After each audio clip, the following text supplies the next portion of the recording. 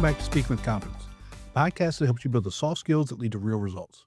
Communication, storytelling, public speaking, and showing up with confidence in every conversation that counts. I'm Tim Newman, a recovering college professor turned communication coach, and I'm thrilled to guide you on a journey to becoming a powerful communicator. Make sure you hit the subscribe button so you never miss an episode. In other episodes, I mentioned that when I stopped trying to be perfect, I started sounding more like myself. The same thing happened in terms of confidence. When I stopped trying to be perfect, I started feeling confident. Now understand, that shift didn't come from a big breakthrough. It came from learning a few simple principles that helped me stop overthinking and start trusting myself. Studies show that improv practices can actually lower social stress and free up mental energy, making it easier to trust your instincts and respond in the moment. Improv training is used by people from all backgrounds to build real confidence, not just on stage, but in everyday conversations. Today, I'm sharing 3 improv-inspired confidence hacks verified by psychology research. These aren't about pretending to be confident. They're about unlocking the confidence you already have and using it when you need it most. We'll start with a conversation hack that can cut social stress in half and help you handle any interaction with ease. One of the most effective techniques for keeping conversations alive is the yes and power move from improv. This simple shift is about accepting what someone says and then adding to it, which instantly makes any interaction more dynamic. Instead of worrying about saying the wrong thing or freezing up, you focus on building momentum together. It's kind of like a toned-down version of the TV show Whose Line Is It Anyway? So if someone remarks, "This room feels like a freezer," you might reply, "Yeah, and we should start handing out jackets with the agenda." The conversation doesn't stall, and it keeps rolling, and both people feel more engaged. The yes and approach works because it changes your role from gatekeeper to collaborator. And research shows that accepting and contributing ideas rather than evaluating frees up brain power for genuine connection. When you're not stuck on editing yourself or searching for the perfect words, you can actually listen and respond in real time. And that's why so many improv actors and communicators rely on this principle to stay present and connected.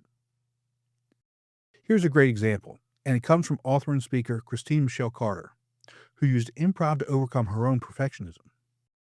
During a session, her teacher reminded her, "Practice isn't about being perfect. It just makes your worse better." And for a bit of context here, according to her website, her live event speaking fee is between $30,000 and $50,000. And I hope that gets your attention. That's what yes and does for conversations. It trains you to keep moving forward even if your response isn't flawless. The goal isn't to impress, it's to participate and keep the exchange alive. So you don't have to be on stage to use this. Try it with a friend or colleague. Pick any topic and make every response start with yes and. You'll notice the conversation flows more easily and you spend less time worrying about awkward silences and running out of things to say. This simple shift dissolves dead-end responses and builds authentic rapport because both people feel heard and valued. Ultimately, yes and isn't about being clever or quick-witted. It's about staying in the moment and trusting that you can handle what comes next, even if it's unexpected. And the more you practice this, the more natural it feels to keep moving forward, regardless of how perfect your words are. So you may be thinking, but what happens when things don't go smoothly? When you say the wrong thing or make a mistake in front of others? And that's where the next principle comes in, and it can actually make you more confident every time you stumble. Look, mistakes are inevitable, but it's the way you handle them that can transform your confidence. In improv, failure isn't about something to avoid, it's something to practice. One of the core exercises is the failure game, where performers intentionally mess up and then announce, "I failed," with a big dramatic bow. This may sound odd, but it's a proven way to train your brain to recover quickly instead of freezing up. Research shows that improv exercises like this can actually boost resilience and well-being, helping you to adapt to unexpected situations and bounce back faster when things go wrong.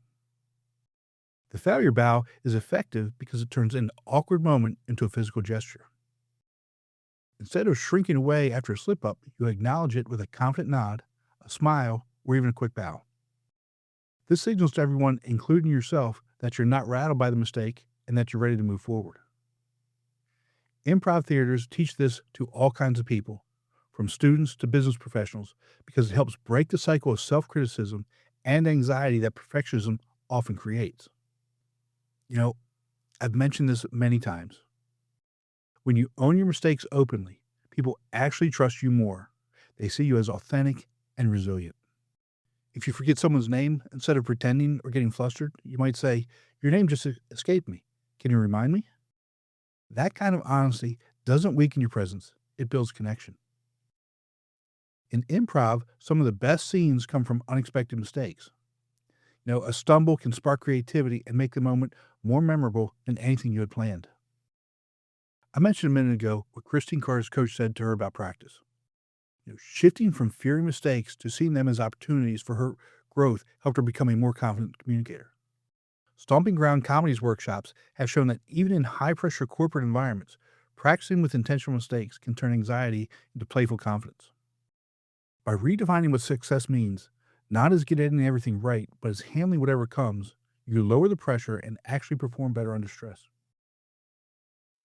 Conversations become easier, and you start to feel more at ease, even when things don't go perfectly. This mindset is a foundation for building real confidence.